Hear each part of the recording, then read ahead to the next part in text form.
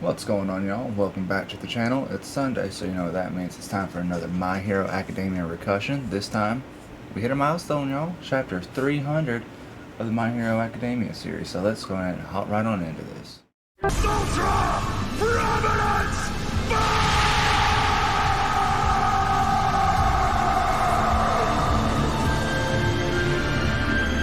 As I've been trying to find a different way of a different flow of things, make these a little bit more compact. I've already read through the chapter. Long story short, basically people are kind of, we open up, people are terrified because somehow they didn't think that the Nomu were real, but now they do. Basically, I just noticed that. They're saying the existence of, funny thing is I just noticed this was, the existence of the Nomu was the final nail in the coffin, and you just have a picture of a Nomu just pointing at himself saying, "Me?" So you basically have a recap of the last 2 days. Hawks catches up Endeavor on everything. Here's the thing. The concept of uncanny, not quite human entities had been gnawing away at society's collective consciousness ever since the first attack on UA. And as the rumors grew more pervasive, so too did people's anxieties and fears.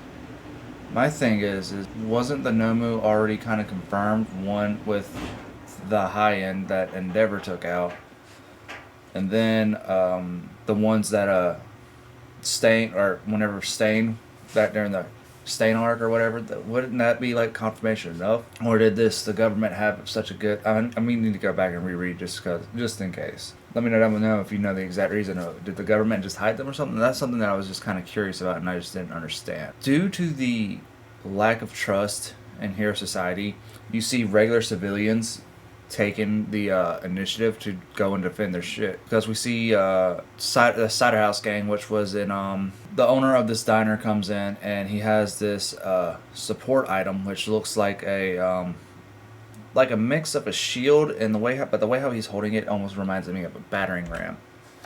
So he goes to use it. He's like, we're going to stand up and protect our city. And then we see the hero Wash. Okay, so the support item, apparently they're becoming easily available on the market. So my guess is the Hero Support Society is just selling them. Fuck it, we're going to go to the black market and we're just going to get this because we can't trust heroes. They've already let us down. This item pretty much blew up almost what looks like a the building, like maybe at least a city block. That's how powerful it was. Because of this, there's a lot more excessive damage and casualties because you have untrained civilians using these deadly weapons. And only 2 days, it's already a common occurrence nationwide.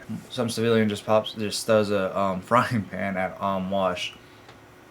We were saying that we were waiting it out since we couldn't leave, but we got caught in the crossfire anyway. And they're like, well, Wash, where were you? Oh, okay, that's cool. So Wash's ability is he can clean wounds, I'm guessing. It doesn't, I can't remember exactly if it says it somewhere, but yeah, he just opens up his little, the washing machine part, I guess, like down here, and he just lets out bubbles and they just can clean wounds. We finally seen a lot of pro heroes actually retiring. So the number 9 hero, Yori Musha, he pretty much announced his abrupt retirement, but this actually brings up an interesting counterpoint. Falling on your sword, fancy way to say you're quitting your job. And thinking, this is one of the Stain's ideologies coming into effect. All he ever wanted was love and respect. And so he didn't do this to become a hero, or he didn't do this for the right reasons, which he did it because he just wanted to be famous. And someone says, you're just dodging any real responsibility. If you quit, what's going to happen now? And someone's like, you old coward, I was a fan of yours. And this was the trigger that convinced numerous heroes to abandon their careers. A lot of people eagerly signed up for the cause when a peaceful society was the baseline assumption. But, for better or worse, the word hero was being put into test. And then we just see, while that's being said, we see All Might's statue, and someone put a sign on it that says, I am not here. And we finally cut back to Stain, who finds a sword, and he's just like, for better or worse, those heroes were being put through a sieve. Same thing as what happened with All Might. People are putting that responsibility on to one person, and that's the number 1 hero, Endeavor. Although, hey, we had Dr. Yoshi, and now we got Dr. Toad. Dr. Toad's basically saying, you and your son and the others mostly put out of the woods. And somehow you even managed to pull through, Endeavor. And as he's walking away, he's like, I'm reading for you. And these next couple pages are easily some of the best from this chapter. And honestly, the last few chapters, in my opinion. I'm breathing, but my head's still in a fog. Anesthesia hasn't worn off yet. Still, I'm alive. We cut back to Dobby saying, Let's tango, a dance with your son, here in hell. He must have known that I survived this, because he knows exactly what sort of man I am. I froze in place. For the second time, a son of mine was in mortal danger, and I found myself paralyzed. Sure, Best Genus managed to disprove one part of that speech, but he couldn't erase the greater truth. But alas, I was a failed creation. It didn't take long for him to reject me. I was tossed aside and forgotten. Endeavor doesn't have an empathetic bone in his body. At his core, he's addicted to the limelight, a man who wallows in his own small-mindedness and self-importance. It's all true. I'm just reaping everything I sowed. I might get to live on, but Endeavor died back there. My son's a mass murderer, yet I can't fight him. Shoto finally managed to speak again. He's like, Dad. They walk in, and he's like, he's crying. And he just, yells out, Shoto! And so we see his other two kids saying, Dad, you're up, and now we're all here together. Are you all okay? He's crying over what, and, obviously the older brother, the one with ice powers, I think, is like crying over what, huh? And this right here, like I said, this is the best part of this entire chapter. And honestly, like I said, the last few chapters, and I'm willing to die on that hill.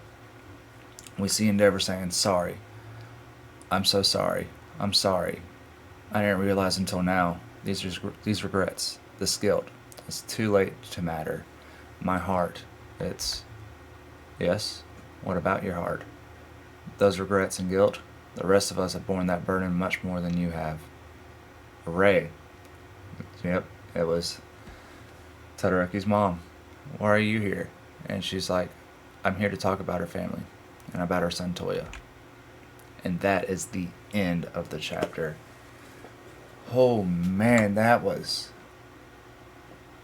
so good. I loved this chapter. We're finally getting a lot of more of what I want to see post-war arc. We're seeing the consequences of heroes retiring. Stain's ideology is coming true of being an actual hero, of someone who does things for the right reasons, not just because, like the number 9 hero, who I just wanted to be famous and I just wanted people to love me, who's quitting. You see the process of, yeah, you can be a hero when it's good, but can you stand up when it's bad? Can you actually do what is necessary to be a hero? We're seeing that, and I'm loving this. Obviously, I still have my gripes with that arc, just because I think the KIA with like Midnight and Native and a few other of the heroes, I unfortunately think that's all the heroes that actually died. And I'm still going to have my gripes with that. Going forward. But seeing the rest of these heroes actually just call it quits because they realized, no, this is not what I signed up for. It's fascinating. I really enjoy that. Seeing these civilians go and get these support items that they don't know how to use, and then just blowing up half the city block or whatever. The animosity towards heroes in general, I'm really enjoying this. And like always, as much as I disagree with the whole like Deku shouldn't be the MC, it should be focused on the Todoroki family or whatever, that's a whole nother subject for a whole another time. But those last few pages on this chapter, 10 through 17, some of the best My Hero lately, from the last few chapters. And I am so excited to see where this goes. I wonder what they're going to talk about. Are they going to pull an Uncle Iroh and Zuko? It's like, I know what you're going to say. She's my sister and we should try to get along. And Iroh's like, no, she's crazy and she needs to go down. Or are they going to try to do the whole make up for it and try to reconciliate with Dobby? Try to see if they can bring him back and become a family? Or are they going to make the decision to where he needs to go down? So I'm very excited to see what happens with the Todoroki family next. I'm so excited to see where this is going next. So much so that as much as I want to see what happened with Deku, and like I said, the one Mindscape, as much as I want to see what's going on with that, if we don't get a direct continuation with this next chapter, I'm gonna be a little salty. I'm not even gonna lie. This was just so fantastic. Oh man, I enjoyed that so much. This was so good. But enough about that. Uh, what are your thoughts on this chapter? Are you like me and you think that this is just a fantastic chapter? Or do you think, alright, this is whatever? I don't know. As always, please let me know down below. Either way, I want y'all to have a fantastic day, and I'll see y'all later.